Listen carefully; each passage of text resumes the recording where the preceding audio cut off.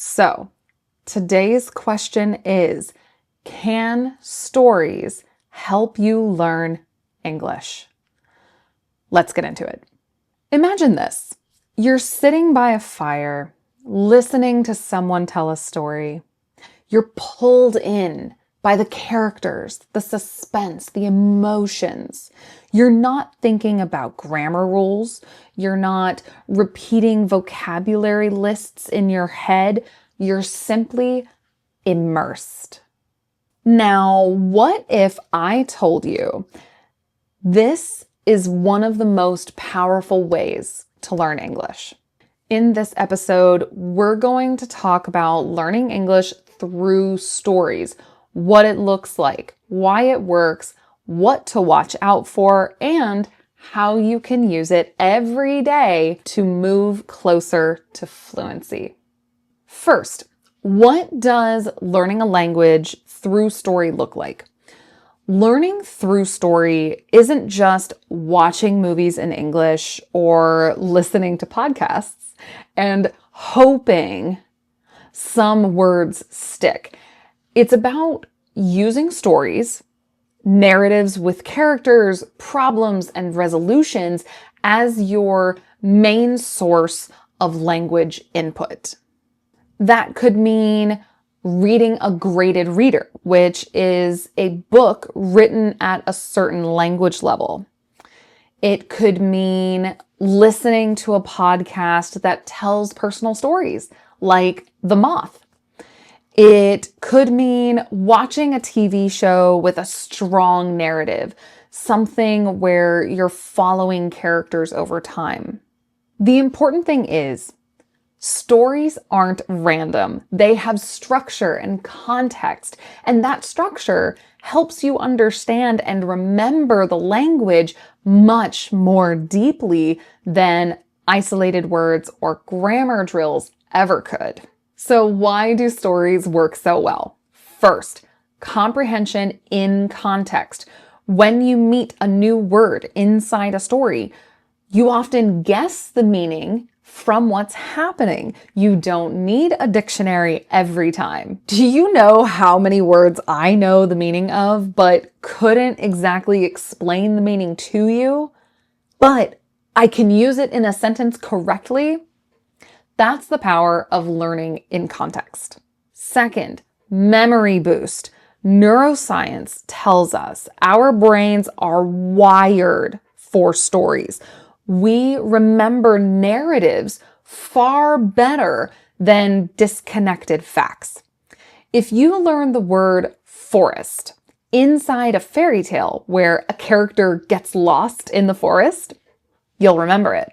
Third, motivation. Stories are fun. When you're curious about what happens next, you naturally stay engaged longer than if you were staring at a vocabulary list. And finally, real-world fluency.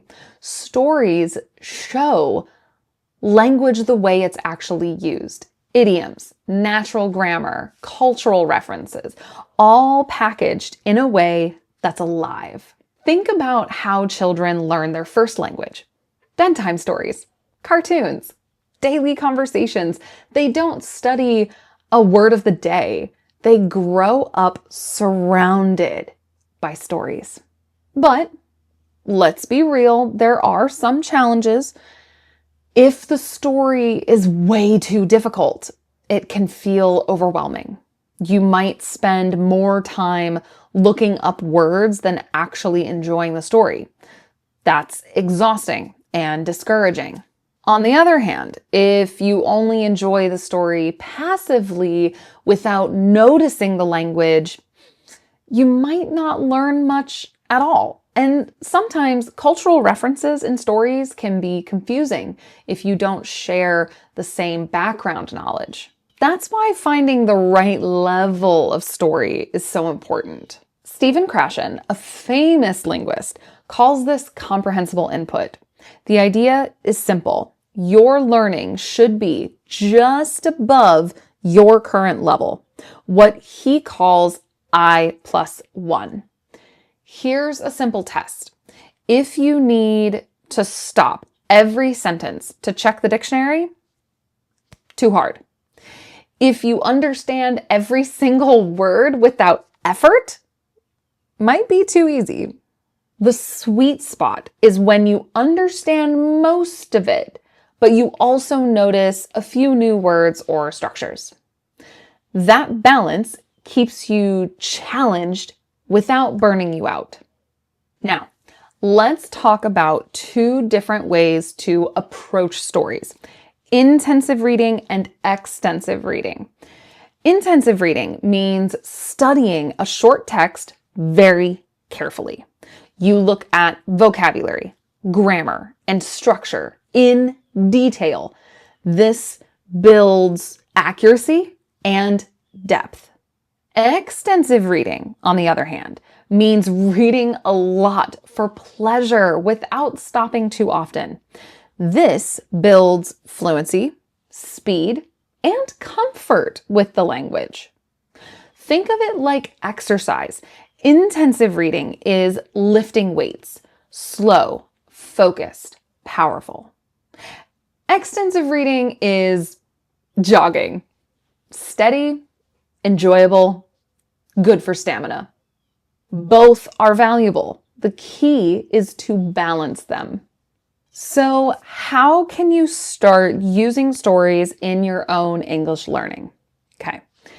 Begin with graded readers or short stories at your level. Don't jump straight into Shakespeare or modern novels unless you feel ready. Try story podcasts. For example, The Moth. Many come with transcripts.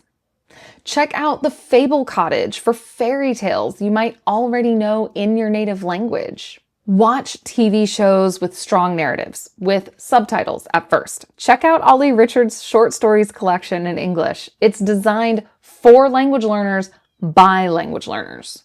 Keep a story journal. After reading or listening, retell the story in your own words, out loud or in writing. This helps you process the language actively. Most importantly, be consistent. Even 10 minutes a day builds up over weeks and months. Remember, fluency doesn't come from memorizing lists. It comes from living the language. And stories let you live in English. Let's recap. Stories give you context, memory, motivation, and fluency. But you need to choose the right level, balance intensive and extensive reading, and keep at it consistently. So here's my challenge for you. This week, pick one short story in English. Read it or listen to it. Don't worry about being perfect. Just immerse yourself. Notice a few new words, enjoy the narrative, and let the story do its work. Because every story you read in English brings you one step closer to thinking, dreaming, and living in English. Thanks for listening. Until next time, bye.